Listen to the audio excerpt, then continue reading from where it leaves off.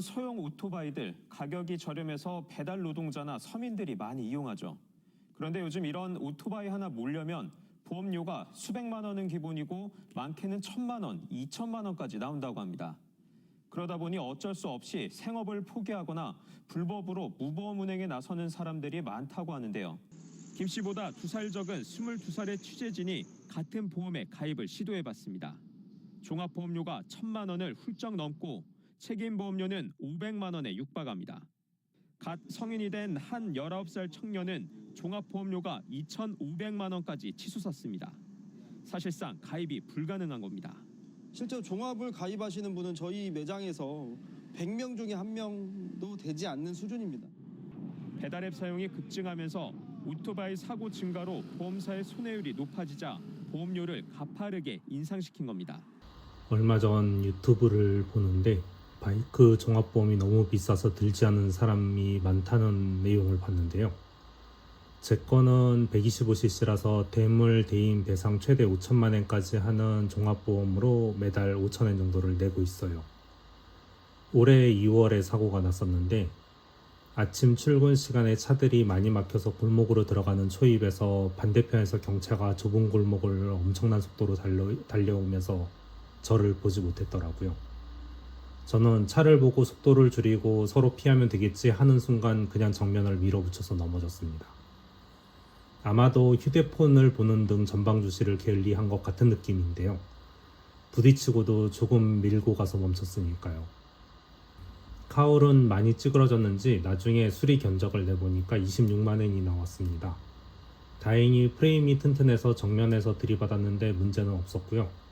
카울은 틈이 많이 벌어져 있어서 전체 교체를 하게 되었습니다. 편했던 거는 저는 넘어졌다 보니까 진단을 위해서 구급차를 타고 병원에 가서 진단을 받고 했는데 나머지는 바이크 보험회사랑 상대차 보험회사가 다 알아서 해주더라고요. 그리고 병원에 가면 첫날은 제 돈을 냈었지만 다음 날부터는 보험회사에서 갔던 병원들을 이야기해주면 전혀 돈을 내지 않아도 됩니다. 병원에서 진찰하고 큰 문제는 없어 보여서 정밀검사는 근처 병원에서 하기로 하고 일단 퇴원을 했는데 그냥 집으로 가니까 회사에서 연락이 왔네요. 오전에 사고 냈던 사람이 과자를 사왔더라고요. 그래서 당분간 출근을 못할 테니 과자는 회사 사람들이랑 먹으라고 했습니다. 종합보험을 들어서 좋았던 게 치료를 위해 통원을 하면 통원일 곱하기 4,000엔을 준다고 하네요. 그리고 며칠 지나니까 오미마이킹이라고 위로금을 10만 엔을 그냥 입금해 주더랍니다. 거의 2년치 보험비 낸 것을 돌려받은 거네요. 그리고 약값, 병원, 물리치료비 등등 해당 약국이나 병원이 직접 보험사에 전화하면 바로 무료로 처리해 주는 것이 좋았습니다. 처음 사고 났을 때는 내리마 종합병원의 응급실에서 처리를 했었고요. 그 뒤 동네 정형외과에 갔더니까 사고라서 종합병원을 소개해 주어서 오기쿠보 종합병원을 갔고요. MRI를 찍어보자고 해서 MRI 전문 촬영소를 갔습니다. 일본은 MRI만 찍어주는 전문 촬영소 같은 데가 있네요.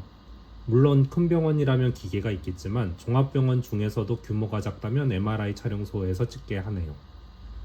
오기쿠보 종합병원도 꽤 규모가 큰 곳이었는데 MRI는 전문 촬영소에 맡기고 있다는 게 참 신기하기도 해요.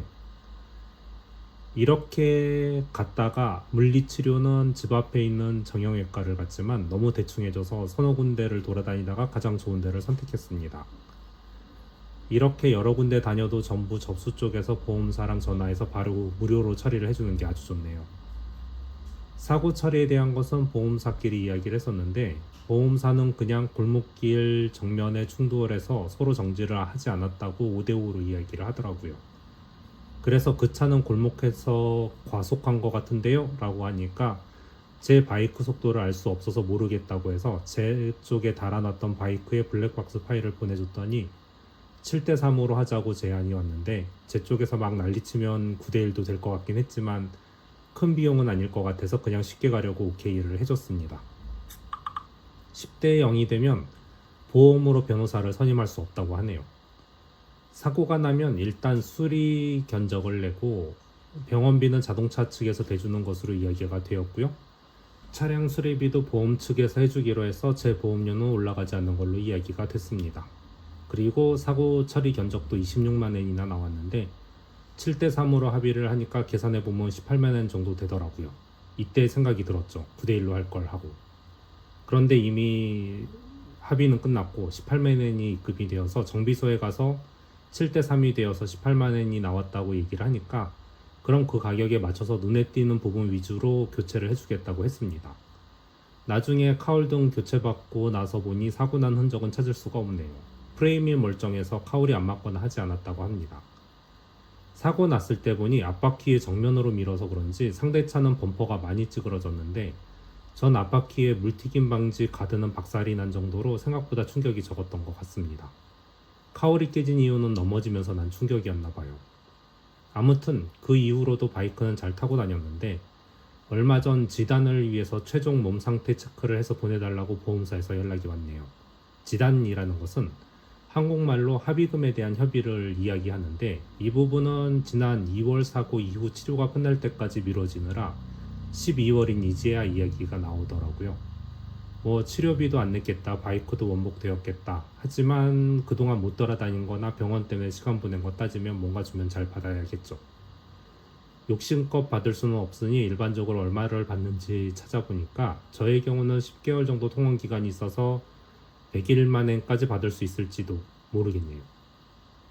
후유증 위자료도 32만 원부터이니 손목의 움직임이 이전만큼 좋아지지 않았기 때문에 후유증 진단을 해서 제출을 했는데 그걸로도 조금 인정받지 않을까요? 뭐 최소한으로 따져도 45만 원 정도는 된다는데 한 200만 원 정도 받으면 좋겠다 하는 단꿈을 꾸어봅니다. 지단이 끝나면 정보갱신을 해볼게요.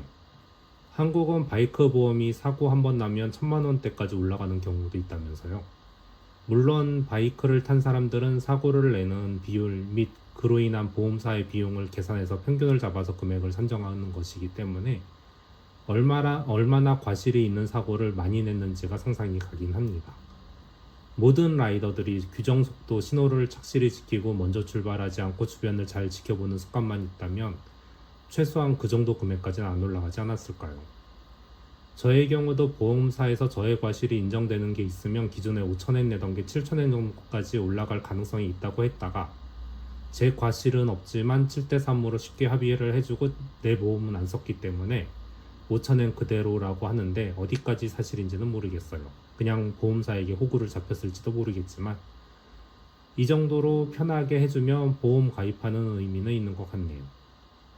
실제로 사고 운전자도 사과하려고 선물을 들고 찾아온 거 빼고는 보험사와 보험사가 알아서 처리를 해주니 사고 처리로 시간을 뺏기는 게 거의 없는 느낌이었습니다. 이것 때문에 또다시 바이크를 탄다면 일본에서 타야겠구나 하는 마음이 드는 어느 날이었습니다. 끝.